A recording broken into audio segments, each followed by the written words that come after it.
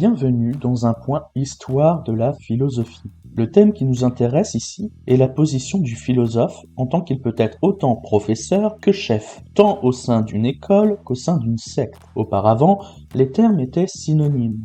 Aujourd'hui, ce n'est plus le cas. Qu'est-ce que cela change de notre point de vue? Comment qualifier aujourd'hui certains philosophes antiques? Le but de l'école et de la secte est le même, c'est l'éducation, le fait d'élever des individus et de les rendre aptes à une vie communautaire allant dans le sens de la préservation de sa personne et de l'acquisition de la vérité. Nous pouvons avoir l'image d'un professeur qui ne penserait que l'apport de contenu disciplinaire, et nous pouvons avoir l'image d'un chef gourou qui prendrait l'ascendant sur tout individu dans ses pensées et dans ses modes de vie. En réalité, le seul apport disciplinaire au sein d'une école ne peut suffire à l'éducation. Ce serait penser que seule la connaissance compte. Or, ce n'est pas le cas. Le professeur n'est pas seulement un dépositaire du savoir, il est un rouage de l'éducation avec d'autres acteurs. Il a une posture d'autorité, capable de corriger des erreurs et des défauts à des élèves. Cela s'apparente à la posture que pourrait avoir un chef. Ce dernier doit penser la motivation des individus à acquérir les compétences nécessaires à une vie en société. Nous développons 3 axes dans cette vidéo. Le premier pense l'identité du professeur comme chef. Le deuxième pense le chef comme éducateur. Et le troisième prend divers exemples de philosophes antiques. Première partie, le professeur est un chef. Le chef de secte pense l'éducation comme une correction des individus qui auraient déjà des acquis. Au contraire, le professeur va faire face à des individus qui n'ont pas d'acquis, qui ne maîtrisent pas encore certains contenus. Le chef va être confronté à des individus intéressés par son environnement. Le professeur va devoir provoquer l'intérêt des élèves pour pouvoir leur transmettre des éléments qui serviront le développement des individus. Il y a une dimension affective à créer dans l'enseignement. Si on demande à des élèves leurs impressions sur l'école, ils répondront « j'ai aimé l'école » ou « je n'ai pas aimé l'école ». Le professeur ne pense pas seulement ce qu'il transmet, mais aussi la forme et l'image. Le professeur est un modèle et un guide, qualité que l'on reconnaît au chef. De manière immédiate, le chef peut être pensé comme celui qui exerce un fort contrôle sur les individus. Le professeur doit penser le contrôle des individus qui vont assister à ses cours, qui vont apprécier ou non la personnalité, les contenus, etc. Le professeur est, parfois malgré lui, une inspiration pour des élèves, créant de ce fait une position verticale et de supériorité. Le risque pour le professeur et pour le chef est que ce qui est transmis peut être dénué d'intérêt aux yeux d'un élève qui va vouloir retenir et anticiper ce qui plaît au professeur. Pire, vouloir ressembler à son professeur ou à son chef. Ils sont tous les deux des modèles. Jean Château écrit dans École et éducation « Il y a souvent, dans ce choix d'un modèle, à l'origine surtout, une manifestation de respect. Le modèle choisi est un modèle admiré, et par là le jeu de nos enfants nous y met, dès un âge très précoce, et sans le construire. Cette morale des grands hommes fera plus tard appel aux meneurs, aux saints, aux génies, aux héros, aux sages. C'est la morale des groupes clos, des groupes totalitaires, bien souvent des églises, des nations, même des partis. Pour l'enfant, c'est avant tout celle de la famille dans laquelle les parents sont le modèle adoré.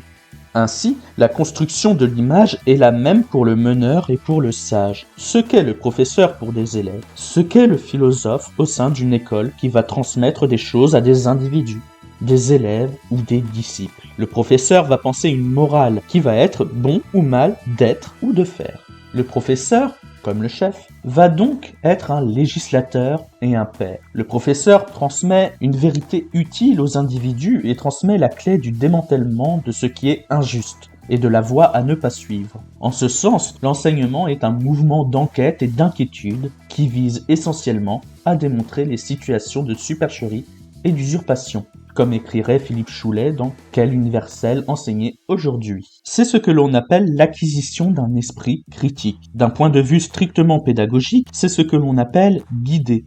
Le pédagogue est celui qui accompagne son élève.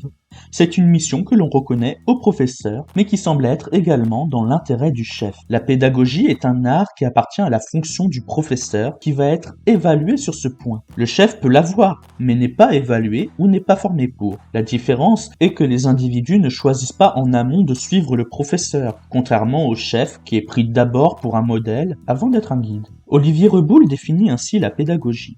La pédagogie est cet art raisonné qui donne à ceux qu'on éduque les moyens et l'envie d'apprendre ce qu'ils ne savent pas.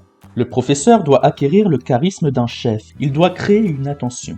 Mais pour maintenir cette dimension pédagogique, le professeur va se positionner continuellement supérieur à ceux qui l'éduquent. Il va instaurer un certain ésotérisme dans les éléments qu'il va transmettre, ce qui ressemble à une pratique sectaire. Par exemple, le pythagorisme est pris dans cette double dimension. Pythagore avait l'image d'un orateur accessible, il attirait des adeptes, mais les contenus de ce qu'il enseignait étaient peu accessibles. Il fallait être initié. Les élèves doivent être persuadés qu'ils ont des lacunes à combler, qu'ils ont toujours quelque chose à apprendre. Le professeur, comme le chef, doit pouvoir transmettre aux individus des éléments qui auront sans cesse des apports pour provoquer l'intérêt. Un disciple s'engage dans une voie où la fin de l'apprentissage est inatteignable. C'est le sens de la philosophie, une recherche de la sagesse qui ne finit pas. C'est une idéologie commune aux professeurs et aux meneurs. Olivier Reboul écrit « Le maître motive ». Non pas en étalant ses savoirs, mais en les cachant, en montrant aux disciples qu'il leur faudra bien du temps et des efforts pour atteindre le secret des secrets. L'éducation n'a pas de fin en ce sens qu'elle cache des pratiques et des contenus qui vont provoquer un défi de conquête des savoirs. Néanmoins, le professeur n'implique pas ses élèves dans une aporie, c'est-à-dire dans un enseignement qui n'aurait pas d'issue ou qui n'aurait pas de sens. La pédagogie du professeur doit lui permettre de proposer diverses possibilités aux individus. Il n'y a pas de dimension purement fonctionnelle ou une idéologie politique dans l'enseignement du professeur, contrairement à ce que peut proposer un chef de secte. Le professeur instaure une dimension humaine, qui est, en droit, universelle. Jean Château écrit « Derrière ce souci de l'ouverture de l'élan humain, il est un souci moral et politique. Si notre idéal était de réaliser dans un certain pays un type d'homme déterminé, conforme à une norme exigée par certaines considérations politiques, raciales ou religieuses, il est assez clair que ce souci de l'ouverture humaine serait inutile. Il vaudrait mieux, dans ce cas, une éducation qui parvienne à promouvoir une aliénation aussi active que possible, qui empiège l'individu en lui mettant des œillères. Nous avons connu et nous connaissons des éducations de ce type. Elles supposent la croyance ferme en une vérité donnée une fois pour toutes, qu'elle soit révélée ou conquise. Mais pour nous qui croyons moins à une vérité absolue et statique qu'à la recherche difficile de la vérité, il nous faut former notre enfant en vue de cette recherche et lui conserver cette ouverture qui est la seule garantie d'un choix vraiment authentique. La laïcité n'est rien d'autre que cela. L'éducation est une problématique politique. L'école est une reconstitution de la politique à une plus petite échelle. Le professeur joue le rôle de dirigeant. Il y a une ascendance sur les individus. En tant que tel, le professeur se conforme à une norme politique légale dans ce qu'il transmet. Il transmet de lui, le chef également. Il y a une certaine relativité des enseignements, des faits, des éducations. Et ça, cela dépend des professeurs. Comme si l'école était composée de plusieurs chefs qui auraient plusieurs vérités à transmettre. Le professeur ne doit pas aliéner ses élèves. Il ne doit pas annihiler les développements des différents individus. Leur esprit critique doit se développer selon les aspirations des élèves. Il s'agit de décomposer les dogmes que le professeur, en tant que chef, fait paraître dans son enseignement. La secte ne diffère de l'école que par un certain manque de souplesse à l'égard des dogmes. Quand nous enseignons, nous sommes seuls face aux élèves. Les élèves écoutent et notent ce que l'on dit. Même si aujourd'hui l'élève peut se renseigner dans des médias extérieurs, l'élève va avoir confiance en son professeur. En ce sens, les élèves vont avoir l'idée « il a dit que » lorsqu'ils font un devoir. Comprenons, le professeur a dit que. Ce fait doit inquiéter le professeur qui a une image et représente diverses institutions. L'éducation doit donner des outils aux élèves pour qu'ils fassent leurs propres recherches. L'enseignement peut paraître comme un ensemble de vérités ayant un caractère absolu au sens religieux et au sens philosophique. Transcendant et sage dans les pythagorismes, cela prend un aspect sectaire. Au contraire, l'enseignement devrait pouvoir être pensé comme une zététique, une recherche continue de ce qui pourrait être. Il y a un goût de la recherche à transmettre. Le chef demande des comptes aux membres de la secte. Le professeur met en place des devoirs ou des évaluations. La laïcité, c'est couper l'éducation d'un monopole de la vérité.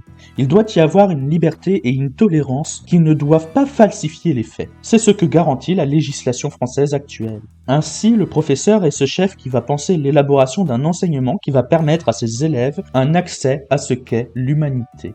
Les élèves développent un intérêt envers le professeur lorsque celui-ci semble capable de faire ces dernières démarches. sinon la confiance est rompue. Il y a un désintérêt qui peut être fatal, comme cela peut être fatal à un chef. On pourrait penser que le professeur serait celui qui parviendrait à détacher son enseignement de son image. Ce n'est pas évident, puisque le contexte d'apprentissage est important dans le processus de cognition. Il ne faut pas que le professeur devienne un chef conduit à la mort s'il perd l'intérêt de ses élèves. Jean Château écrit « Je cherche s'il considère sa discipline comme une fin en soi, auquel cas je le renvoie aux pédants de collège, ou s'il la considère comme un simple moyen de formation, auquel cas il remplit sa mission. » Si le professeur pense sa discipline comme une fin en soi, cela implique de penser l'élève avec un objectif d'accumulation de connaissances par elle-même, comme si l'intérêt pour la communauté allait de soi. Un désintérêt pour une discipline peut suivre le manque de sens qu'aurait pour l'élève le contenu transmis dans le cadre de la vie en société. La philosophie est en partie victime de ce cliché de déconnexion de l'enseignement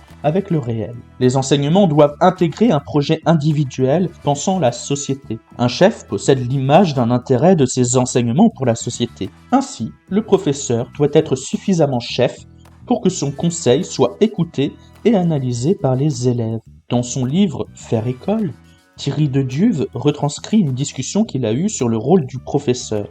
Ainsi, le bon professeur est celui qui dit à ses élèves que dans tel restaurant, il est possible de goûter un bon cassoulet. Le conseil est un mélange de savoir et de jugement personnel. Ici, c'est un appel à l'expérience du cassoulet, à l'expérience de ce qu'est le cassoulet et d'un bon cassoulet. C'est aux élèves de penser la pertinence de cette compétence et de cet appel à l'expérience. Le professeur n'impose pas la vision de ce qu'est le cassoulet. L'un des problèmes est que le professeur peut être accusé de triche. Cela lui donne l'aspect de chef. En effet, le professeur connaît déjà et sait transmettre. Il y a un ineffable dans la méthode de la formation et de l'éducation. Comme le mystère du savoir du professeur n'est pas transmis, le sens d'un enseignement peut échapper aux élèves. Cela donne lieu à des doxographies, donc des accumulations de propos sur divers sujets. Les élèves vont être incapables de mobiliser les connaissances dans des contextes différents. Là se pense le rôle du pédagogue et de l'éducateur.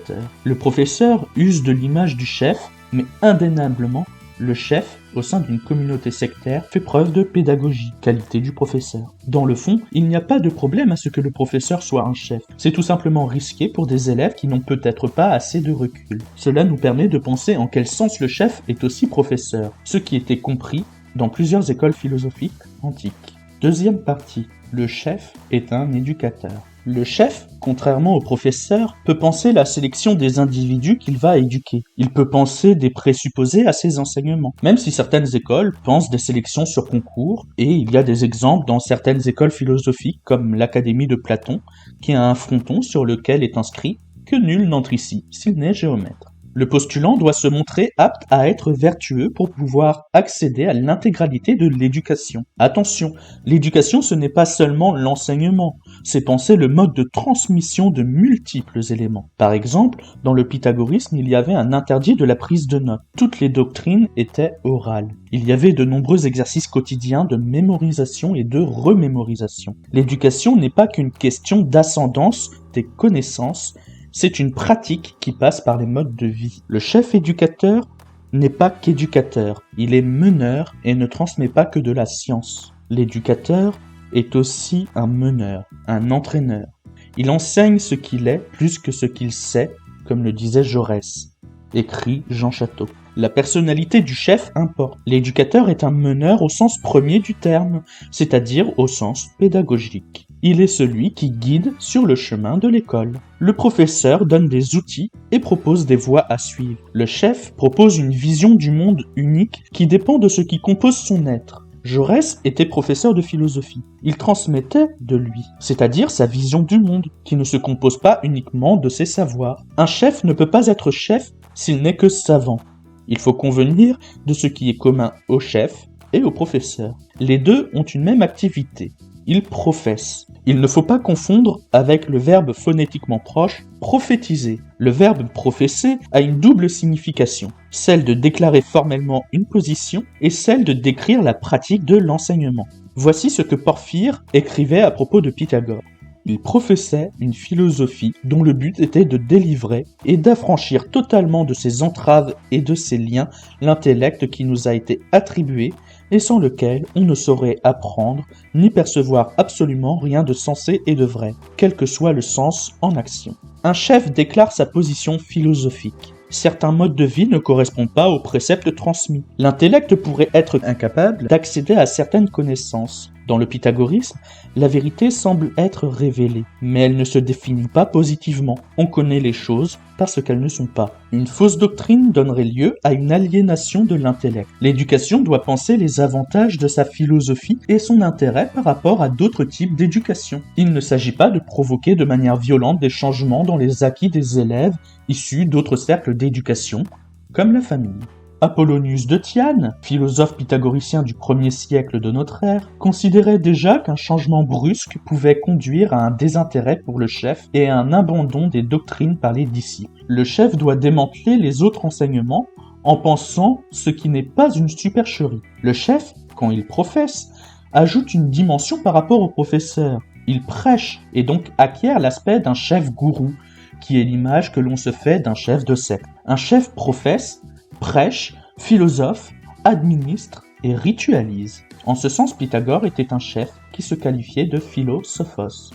À ses yeux, la philosophie est d'abord une éducation. En tant qu'elle est recherche ou quête de sens, la philosophie peut être considérée aujourd'hui aussi comme une éducation. Le chef est éducateur en ce sens qu'il va éveiller les consciences. Il donne une voie à suivre à ses disciples. Il va instaurer un mode de vie, des obligations morales, des devoirs, etc. Il faut que le disciple ressente comme une vocation lorsqu'il reçoit l'enseignement du chef. C'est une question d'intérêt. Le chef est à la fois supérieur et camarade des autres membres de la secte. Le chef a plusieurs casquettes qui vont donner un sens à ce qui est transmis. Le mode de la prêche est l'oralité, tout comme le mode de transmission de la philosophie est souvent construite autour d'une dialectique ou d'un dialogue. Le chef, comme le professeur, s'adresse à une assemblée. C'est le sens du terme grec clérikos, qui donne le mot français clerc. Il s'agit d'une église. Il y a un sens possiblement religieux dans l'enseignement. Viennent s'agréger aux enseignements les rites et les cultes. C'est la conception de l'idéal commun prôné dans une secte. C'est indispensable pour un chef, un peu moins pour le professeur, même si l'idée contemporaine de république en France a exactement la même construction. Indéniablement, le chef transmet autre chose qu'une pure connaissance. Le chef est guide.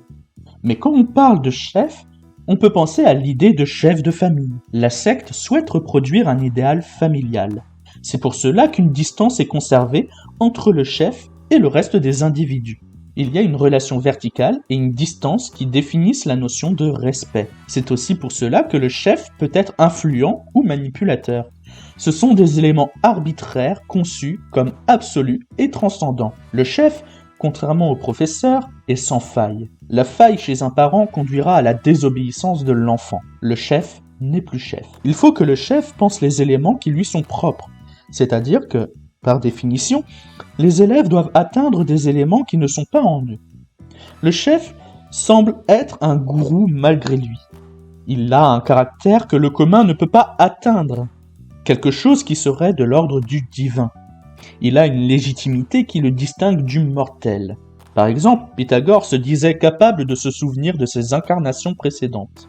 Il pouvait communiquer avec les animaux. Il pratiquait la divination. Il se disait choisi par Apollon pour être son incarnation terrestre, etc. Le philosophe s'appuyait sur les indices et diverses interprétations, cela sur des événements ayant eu lieu indépendamment de lui. La Pythie avait annoncé à ses parents que leur fils serait exceptionnel. Pythagore est issu d'une famille immigrée en Grèce, mais qui provenait de régions plus au nord. Il avait des caractéristiques issues des ethnies nordiques. Il avait la peau très claire, des longs cheveux blonds, il avait un physique athlétique. Il y avait un contraste entre lui et la population grecque de l'époque qui avait la peau mate et des cheveux noirs. Pythagore était un chef charismatique et doué pour les discours. Quand il disait être d'essence divine, il était cru. Personne ne pouvait ni ne voulait rivaliser avec lui. La plupart des actions politiques anti-pythagoriciennes ont d'ailleurs eu lieu après la mort de Pythagore.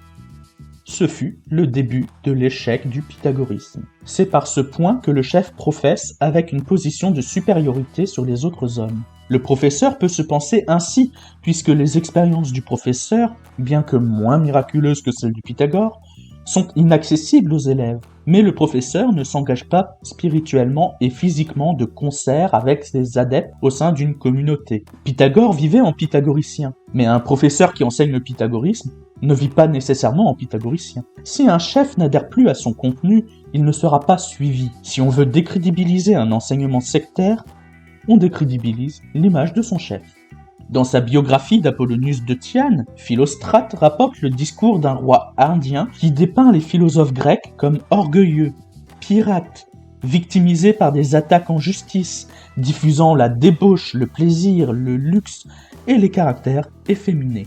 Ce dernier point est une caricature de la pédérastie pratiquée dans l'éducation des jeunes hommes en Grèce, dans certains milieux, ainsi qu'une dénonciation homophobe des pratiques absentes ou proscrites en Inde à cette époque. Cette décrédibilisation passe par un argumentaire ad hominem et ad personam. On attaque les personnes et la forme, et non le propos ou l'enseignement en lui-même. Pythagore n'était pas qu'un homme, il avait une image divine. Le mysticisme, joint à un savoir encyclopédique, donnait une impression de transcendance. Pour ne pas être décrédibilisé en tant que chef, Pythagore insistait sur sa généalogie transcendante. Ce sont des faits qui ont influencé l'esprit de Pythagore et qui a inspiré ses intuitions, connaissances et son éducation reçue par son père ayant cru en la Pythie. Le mythe de Pythagore est extraordinaire, mais il y avait d'autres manières d'être un grand homme. La plupart des philosophes grecs que nous connaissons paraissent avoir été de grands hommes. Pourtant, seul le pythagorisme a conservé un sens péjoratif de courants sectaires que nous reconnaissons aujourd'hui. Plusieurs philosophes grecs ont donné leur nom à des courants philosophiques qui étaient tout aussi bien des écoles que des sectes. Les termes étaient synonymes dans l'Antiquité, en quoi les philosophes que nous allons évoquer n'étaient pas que des professeurs. Qu'est-ce qui les distingue de Pythagore et de son qualificatif de chef-gourou ? Troisième partie, les philosophes, chefs et éducateurs. Platon est considéré comme l'un des pères de la philosophie. Il a une image de chef et il a fondé sa propre école, l'Académie. À plusieurs égards, la philosophie platonicienne se rapproche de la philosophie pythagoricienne, que ce soit au sujet de l'âme, de l'éducation ou de la politique. Il y a également un possible rapprochement des deux personnalités des philosophes. Chénier écrit à ce propos « L'égoïsme de la gloire chez Platon a fait tort à son divin génie. Et si je l'ose, il a manqué d'art parce qu'il a manqué de reconnaissance. Car s'il ne doit pas tout à Pythagore, que ne le doit-il pas ? Ce n'est pas seulement en physique et dans le timée que Platon pythagorise. Sa politique, sa morale, sa psychologie même lui viennent de Pythagore, plus encore que de Socrate. Et si le mouvement ordonné de la dialectique, si le vol de l'amour l'élève en métaphysique à des régions où Pythagore n'a pas eu accès, n'est-ce point à Pythagore qu'il emprunte la base d'où il prend son élan ? Nous en avons pour garant la parole irrécusable d'Aristote. Les idées de Platon, ce sont les nombres de Pythagore. Platon était chef et professeur, mais il n'y avait pas de communauté platonicienne. L'idéal politique de Platon n'a jamais vu le jour. Platon ne se donnait pas de caractère divin, mais il était issu d'une riche famille noble et était influent à Athènes. Il était aussi réputé pour être un bon orateur. Il faut prendre du recul par rapport à Chénier.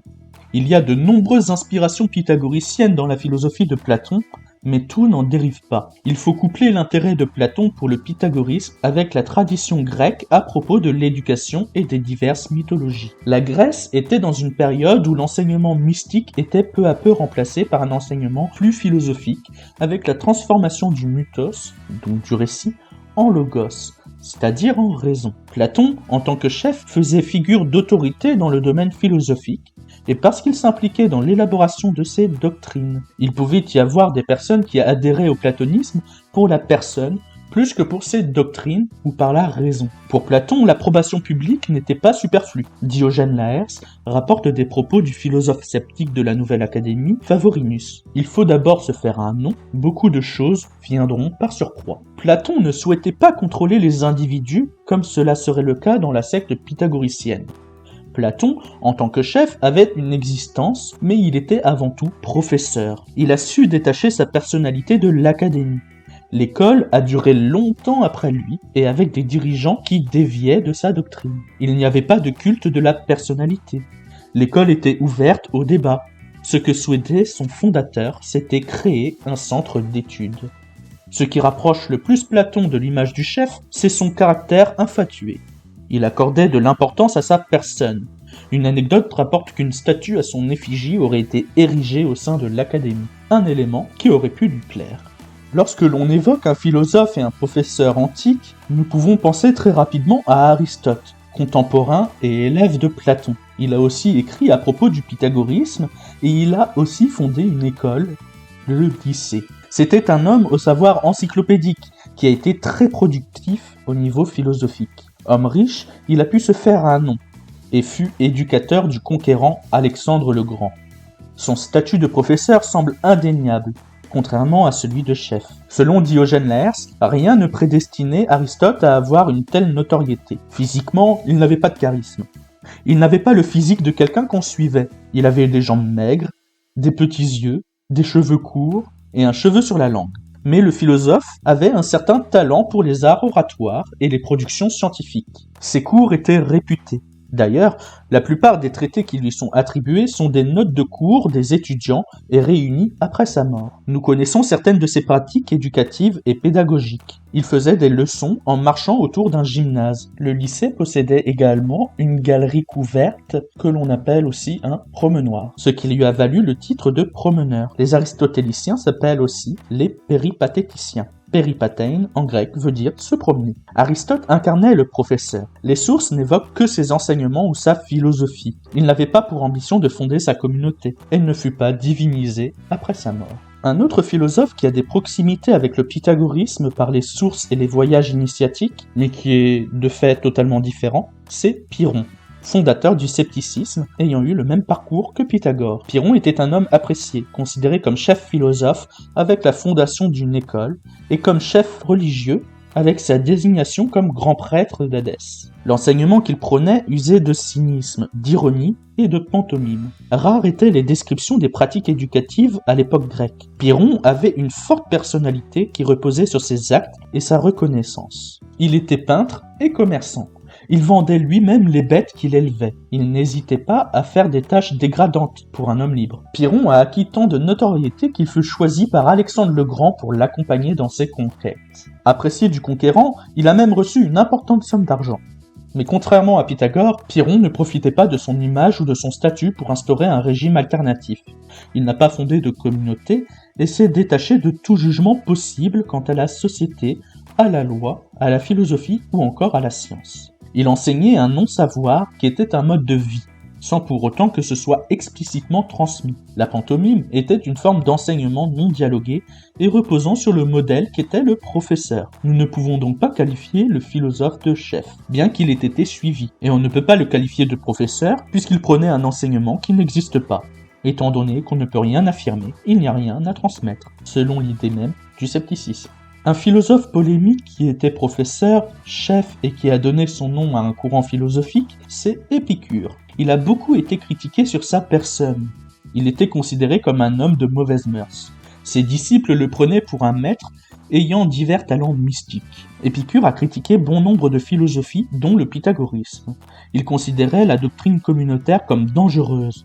Parce que si tout est commun, cela signifie que par définition, on se méfie des particularités et des éventuelles inégalités. S'il y a méfiance, il n'y a pas d'amitié. Épicure s'est fait connaître relativement tôt et a laissé beaucoup d'écrits. Diogène Laërce rapporte qu'il y a eu des campagnes de déconstruction de son image. Diotime, philosophe stoïcien, écrivait sous un faux nom, voire au nom d'Épicure lui-même, pour lui faire dire des thèses qui n'étaient pas les siennes. Timon, disciple pyrrhonien et premier philosophe à écrire sur le scepticisme, a écrit à propos d'Épicure qu'il était le plus mal dressé des animaux. Timocrate, un disciple déçu par son maître, décrit quelqu'un à l'hygiène douteuse, qui mangeait beaucoup, qui collectionnait les aventures sexuelles, qui produisait des rites mystiques, qui avait des propos excessifs et qui demandait à ses étudiants de venir le rejoindre en pleine nuit pour travailler selon ses inspirations.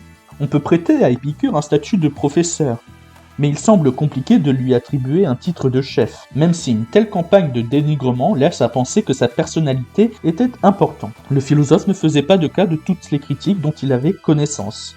Il permettait aux individus de le rejoindre ou de partir comme ils le souhaitaient. Épicure prônait une philosophie qui n'était pas dominante à l'époque et qui posait le plaisir comme l'une des fins de l'existence humaine. Même si on prêtait à Épicure des caractères mystiques, cela n'en fait pas un chef pour autant. Il ne tenait pas de troupe et sa doctrine ne reposait pas sur d'éventuelles particularités mystiques.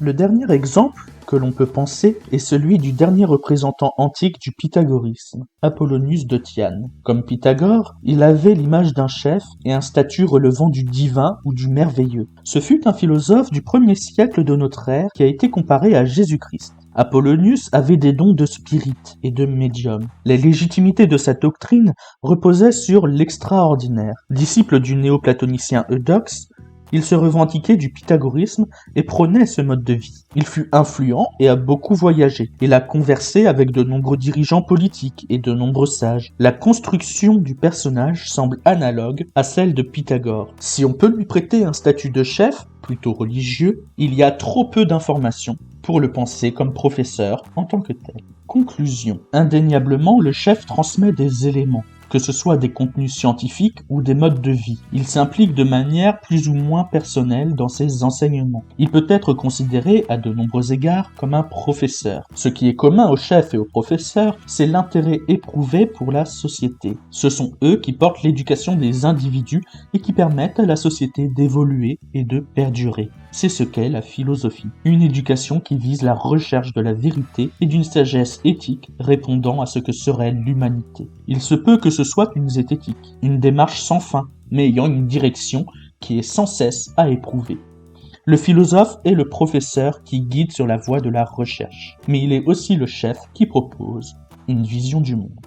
Je vous propose maintenant la bibliographie sur laquelle je me suis appuyé pour cette vidéo. Aristote, Éthique à Eudème. Un livre d'Antelme Édouard Chénier, Pythagore et la philosophie pythagoricienne. Je peux vous proposer aussi Jean Château, École et éducation. Philippe Choulet, dans un article dans les Cahiers d'Europe, numéro 3, hiver 2000, Quel universel enseigné aujourd'hui, le besoin de philosophie. Marcel Conche, Pyrrhon ou l'apparence. Thierry de Duve, avec son livre Faire école, un livre uniquement disponible en anglais, Cornelia Johanna de Vogel, Pythagoras and Early Pythagoreans, Diogène Laërce, avec toutes les anecdotes possibles et inimaginables sur les philosophes, Vie et doctrine des philosophes illustres, Simone Jacquemart, Trois mystiques grecs, Orphée, Pythagore, Empédocle, Jamblique, Vie de Pythagore, Philostrate, Apollonius de Tyane, Sa vie, ses voyages, ses prodiges, Porphyre, Vie de Pythagore et l'Intra Marcella,